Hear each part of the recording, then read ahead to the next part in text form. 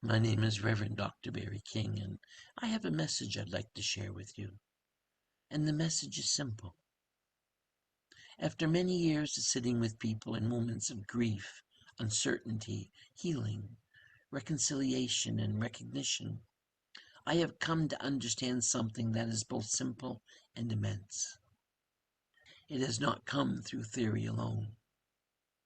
It has not come through belief or tradition or borrowed language.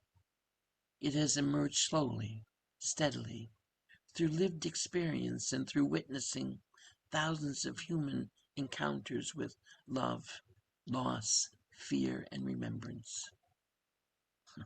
The message is simple. The divine is not separate from us. Consciousness is not something we occasionally access when we are calm enough, spiritual enough, or disciplined enough. It is not something we reach toward as though it were distant. It is the ground of our very being. It is what we are participating in at every moment, whether we recognize it or not.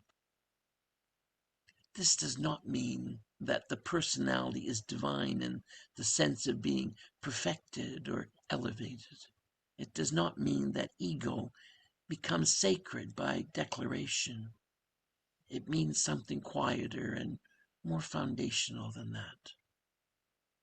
It means that awareness through which we experience life is not isolated. It is not self-generated. It means that the awareness through which we experience life is not isolated. It is not self-generated. It is not sealed inside a body. It arises from and remains within a field of consciousness that is already whole. We are not outside of that field, trying to find our way back in. We are expressions of it, experiencing ourselves through the conditions of embodiment. And embodiment brings us limitation. We live through fragile nervous systems. We experience attachment and loss. We feel vulnerability, uncertainty, and the need for belonging. We encounter contrast. We experience contradiction. We forget. But forgetting is not disconnection. It is the experience of limitation within a larger continuity. The experience of forgetting feels real.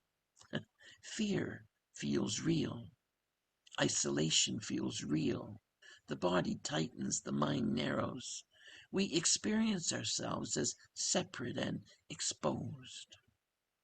From that contradiction arises jealousy, greed, defensiveness, hostility, competition, insecurity. These are not independent forces standing outside the divine. These are expressions of narrowed awareness. Fear is contraction within consciousness. When awareness narrows, we interpret experience through separation. We defend, we protect, we grasp. We compare, we perform, we attempt to secure ourselves against imagined loss. And yet beneath that contraction, the ground remains unchanged. Consciousness does not withdraw. Love does not disappear. What changes is our clarity. Love, in contrast, is alignment. When awareness expands, something relaxes. We feel connection rather than isolation. Responsibility deepens naturally. Compassion arises without effort. Kindness does not feel strategic, it feels coherent. Love is not something we manufacture. It is not a reward for correct behavior. It is what becomes visible when contraction softens. over decades of work, what has sustained me is not phenomenon alone. There have been moments of extraordinary precision, moments where information arrives with such clarity that it leaves little room for doubt. But accuracy alone does not sustain. It is not even relief alone that nourishes me, though watching someone feel, recognize, and comfort is beautiful and sacred. What sustains me is the convergence. There are moments when accuracy, continuity, relief, and love appear together.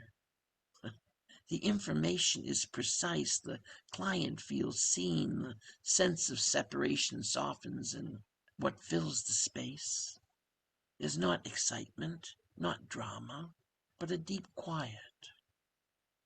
In that quiet there is recognition, not of something added, but of something remembered. What nourishes me in this work is not energy entering from outside. It is alignment. It is the experience of remembering what I am and witnessing others remember what they are. When I say that we are more, I do not mean that we are greater. I mean that when we integrate the truth, that consciousness is foundational and that the divine expresses as awareness itself, something stabilizes. Fear loosens, compassion softens, responsibility deepens. We are not here to become divine. We are here to become aware of the divine, expressing through us. Humanness allows challenge. Without fragility, we would not know tenderness.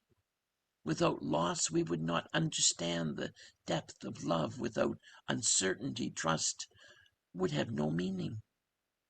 Limitation does not negate our spiritual nature. It provides the conditions through which awareness matures. Through limitation, we encounter contrast. Through contrast, we become conscious. Through consciousness, we evolve. Evolving does not mean becoming something different in essence. It means expanding. In awareness, it means moving from unconscious contraction toward conscious alignment. Every experience of fear teaches us what separation feels like. Every experience of love teaches us what connection feels like. Over time, through lived experience, we begin to choose alignment more often, not because we are forced to, but because we recognize its coherence. We are never disconnected from spirit. Consciousness does not withdraw when we contract. The field does not disappear when we forget. It waits. And when awareness returns, even briefly, something in us feels at home. That homecoming is not dramatic, it is steady. It is affirming, it is sustaining. The spiritual journey is not about acquisition.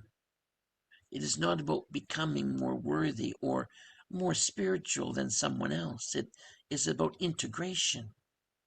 It is about allowing the truth of connection to inform how we live, how we love, how we respond to fear, and how we navigate limitation. The message is simple. The divine is not separate from us. We are expressions of consciousness, embodied in fragility.